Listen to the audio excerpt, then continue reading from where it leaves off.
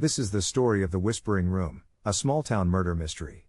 Please be sure to like and subscribe. In the quiet lakeside town of Elderwood, the world seemed to move a little slower. Morning smelled like pine and damp leaves. Fishermen drifted across the glassy water.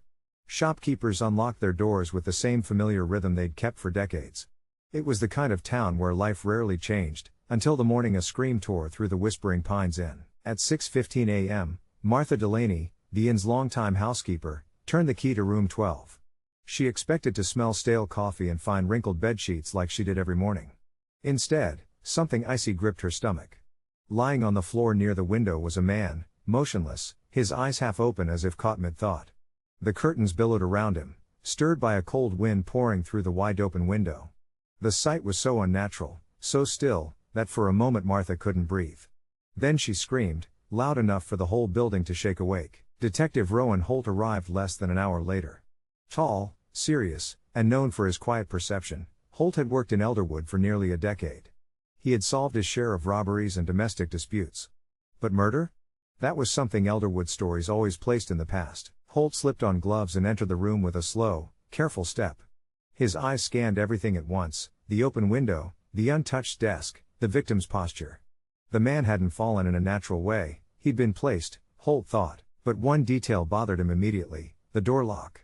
The chain on the inside was undone. There were no signs of forced entry. Either the victim had willingly let someone in, or the killer had been inside long before the door closed. The victim was identified as Elias Mercer, a historian from out of town. He had checked in late the previous evening with only a leather satchel and no clear explanation for his visit. The inn's ledger showed he paid for a single night, wrote neatly, and kept to himself. Nothing about the entry suggested trouble. Inside the leather satchel, Holt found a bundle of folded papers. Among them was a map, yellowed, hand-drawn, with scribbled notes along the edges. One location was circled again and again: the abandoned Harrington Manor. Why would a historian come all this way for an empty ruin? Holt began interviewing people in the inn, starting with Martha. She was still shaking as she recounted the moment she opened the door. She insisted she hadn't seen anyone suspicious the night before, only the sound of soft footsteps past midnight. When Holt asked if she recognized the sound, she hesitated before saying no. But her eyes drifted down the hallway, almost as if she were afraid of what she might remember. The night clerk, Samuel Briggs, was next. He was young and eager to help, though clearly rattled. He said Elias Mercer asked only one question upon arrival: "Does this room have a clear view of Harrington Manor?" Samuel found that odd but harmless. After that, Mercer went straight to his room and never came out again. The final witness was Mrs. Pelham, the elderly woman staying across the hall. She leaned heavily on her faded red cane and spoke softly. She said she heard voices coming from room 12 around 11:45 p.m., 2 voices. One belonged to Elias, she assumed. The other, she couldn't place. It sounded low, tense, like someone whispering in anger, but no one else on that floor had checked in alone. Back in room 12, Holt took a deeper look. The open window overlooking the lake made the room feel colder than it should. Outside, the ground was freshly muddy from last night's rain, yet it remained untouched. No footprints, no drag marks, nothing. Whoever opened that window hadn't climbed through it. Something else drew his attention: faint, thin scratches along the inside sill. To most people, they would seem random, but Holt recognized the kind left behind by metal, something that had been propped there briefly. A camera maybe. Binoculars. A tool. But if someone had been watching the manor from this window, why stage a murder scene in the same room? Holt's instincts told him the scene was manipulated, but by whom? And why? The only real clue was the map, so Holt drove to Harrington Manor, the place circled in red ink. The mansion towered over the hill, its windows boarded, its paint peeling in long strips like old bark. Inside, the air was thick with dust. The silence felt unnatural, as if no one had walked through in decades, but someone had. In the study, Holt found a table that had been cleared of dust. On it lay a journal, open to the most recent entry. The handwriting matched that of Elias Mercer, except for the final paragraph. Holt could see the difference immediately. The slope of the letters, the spacing, the pressure applied, all wrong. That final entry read: "I believe the truth about the Harrington family lies in room 12. If I'm correct, someone has been watching me since I arrived." The words were dramatic, even theatrical. Too much so. A historian simply researching a location wouldn't write like that, unless he were scared. But Elias's earlier pages were calm, factual, methodical. Not once did he mention feeling watched. Something clicked.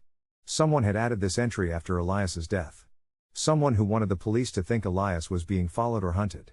Someone with a personal interest in the Harrington family staying buried. As Holt left the manor, another question surfaced. Why Harrington Manor? What had Elias been looking for? Town legends said the family had disappeared under mysterious circumstances nearly 60 years earlier. Unexplained debts, whispered scandals, and then, nothing. Their estate was abandoned, and their history left to rumors. Back at the inn, Holt searched room 12 again. This time, he knelt and checked under the furniture. Under the bed, barely visible, was a tiny fleck of red paint. He flicked it gently with his glove. The texture was familiar, red paint. Thick. Glossy. Recently chipped. He had seen that exact paint earlier, on Mrs. Pelham's cane, the one she leaned on as she spoke. The one she claimed never left her side. When Holt visited her room again and asked to see the cane, she stiffened. Her hands trembled slightly as she passed it over. A fresh chip was missing along the base. Her voice wavered as she tried to explain, but Holt pressed calmly. At last, her shoulders sagged. She confessed, she wasn't simply an elderly tourist. She was the last living relative of the Harrington family. She had come to Elderwood under a different name, determined to protect her family's legacy. Elias Mercer had arrived unexpectedly, asking questions about the old manor. He had learned enough to confront her. And in room 12, when he pushed too far, she panicked. She struck him with her cane. The blow was sudden and fatal. In her fear, she staged the scene, opened the window, wrote the false journal entry, erased her footprints, and slipped back to her room unnoticed. She thought she could preserve the family's dark history by silencing the man who uncovered it. Mrs. Pelham was arrested that evening.